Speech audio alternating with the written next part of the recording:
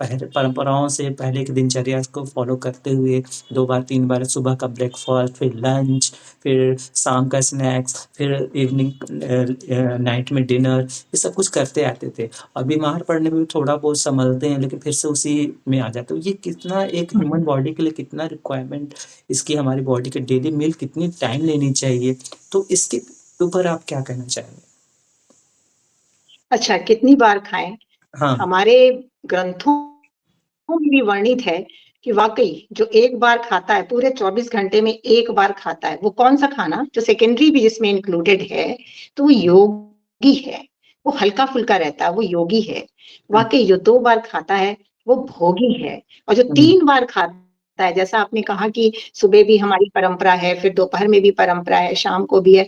3 बार कई लोग खाते हैं, जिसमें सेकेंडरी फूड होता है, भले वो मिलेट को भी शामिल कर लें तो भी। वो 3 बार खाने वाला डेफ़िनेटली रोगी ही है और आज आप देख ही रहे हैं कॉन्स्टिपेशन सर्वव्यापी है। रोग हुँ, तो सबसे बड़ा जड़ कारण तो कॉन्स्टिपेशन है क्योंकि कल का, परसों का, नरसों का हर वक़्त की कोई नाश्ता, कभी खाना, कभी डिनर हमारी आँतों में पड़ा हुआ है। तो हुँ, इसलिए यही है कि आप जो सेकेंडरी फूड जिसमें लेते हैं, यदि आप जिस चीज़ के लिए आप बने हैं, फ्रूट्स एंड हुँ, वेजिटेबल्स के लिए, उसके लिए ये नहीं पूछना है कि कितनी बार हम खाएँ।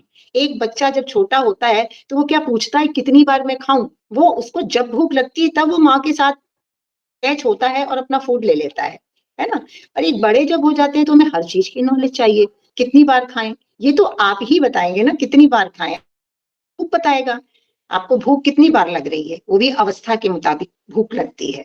तो जो आदर्श है, वो 1 बार है और ज़्यादा से ज़्यादा और बीच में काफ़ी गैप क्योंकि एक भोजन को लेने के बाद 7 घंटे, 6 घंटे का गैप होना ज़रूरी है, तभी वो भोजन अंदर वर्कआउट होगा, डाइजेस्ट होगा। ये साधारण सी बातें हैं, ये बहुत नेचुरल इंस्टिंक्ट वाली बातें हैं, जो कभी जानवर नहीं पूछते। वो फाँका भी बिल्कुल, मारते हैं, खाते भी भूख हैं, भूख को उड़ते-फिरते, देखना भागते-कूदते बड़ा देख भूख ताज्जुब लगता है कि जो जानवर के पास बुद्धि है, पक्षियों के पास बुद्धि है, आज हम मानव के पास वो बुद्धि कहाँ चली गई है? एग्ज़ैक्टली यही बात है। हंगर लेवल को देखना बहुत इम्पोर्टेंट है, कितनी बार खाएँ बिल्कुल, अपनी और भूख उसको के काउंट मुताबिक तय करें। मैकेनिकली काउंट करने की ज़रूरत नहीं है और जो मतलब नेचुरल फूड है, उसके लिए तो कोई काउंटिंग है नहीं। हालाँकि उसमें भी भूख ज़रूरी है काउंटिंग नहीं। और अनाजों की जहाँ तक बात है तो हाँ, हमारा वो ज़रूरी सेकेंडरी है है। क्योंकि हाँ, जी, बिल्कुल, प्लीज़। क्योंकि खाने से हमें ताकत उतनी नहीं मिल रही है, खाने को डाइजेस्ट हम कैसे कर पा रहे हैं, हुँ, डाइजेशन हमारा लेवल कैसा है, वो हेल्थ को शो करता है। वो हुँ, हमारी अंदर की रिक्वायरमेंट को शो करता है। पिछला खाना नहीं हुआ, आप ऑफ़िस जाते हैं और हर दिन आपको लोडेड बहुत सारी फाइलों से लाद दिया जाता है, तो ना आप आज की फाइल कर पाते हैं, ना कल की कर पाते हैं और वो रह जाती है ना पड़ी हुई। उसी हुँ, तरह हमारा आज का जो आमाशय भी वैसे ही हो गया है, हुँ, हुँ। फूड के उससे दबाव से दबा हुआ है। इस संदर्भ में एक रमणा महर्षि की मुझे वाक़ई याद आती है। वो कहते हैं कि आमाशय जिह्वा से बात करता है कि हे जीवा, तेरे 2 मिनट का काम मेरे 2 घंटे का है। अब आप अंदाज़ा लगा लें। बड़े हुँ, महर्षियों ने कहा, उन्होंने यही कहा कि जिह्वा में डालकर खाने से 2 मिनट लगा, लेकिन उस 2 मिनट पर लेवल को जो आमाशय को जो काम करना पड़ा 2 घंटे का। वही अभी तय कर लें कितनी बार किसी आप को खा सकते हैं कोई 24 घंटे।